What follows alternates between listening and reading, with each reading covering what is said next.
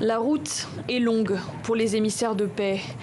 Ici, la forêt s'étend à perte de vue. Ce n'est qu'en fin de journée que le convoi atteint le village de Masumbuko dans le territoire de Djougou. À l'intérieur, d'anciens chefs de guerre comme Floribert Ndjabou ou Germain Katanga, condamnés en 2014 par la Cour pénale internationale pour crimes de guerre.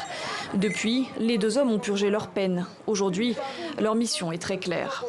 Les chefs de l'État nous ont envoyés ici pour chercher à pacifier, à demander à ce que la Codeco, branche armée qui se trouve dans le nord à Djougou, nord de l'Ituri, qu'il cesse avec les exactions, les hostilités.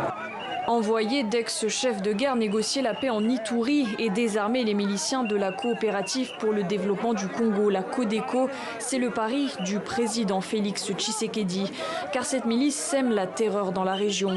Elle est accusée d'avoir tué plus d'1 millier de civils en moins de 3 ans. La majorité des victimes sont des Ema, une communauté d'éleveurs et de commerçants qui se partagent le territoire avec les Lendou, essentiellement des agriculteurs.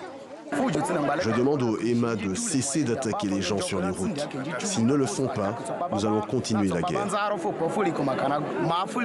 Les femmes enceintes sont arrêtées sur les routes. Elles sont violées en toute impunité et le gouvernement ne dit rien. Le conflit intercommunautaire a déjà coûté la vie à des dizaines de milliers de personnes au début des années 2000. Cette fois-ci, les pourparlers ont duré 5 heures et les émissaires de Kinshasa se disent optimistes. Pourtant, de nombreux points restent à régler, notamment la question de l'intégration des miliciens de la Codeco dans les forces de l'ordre.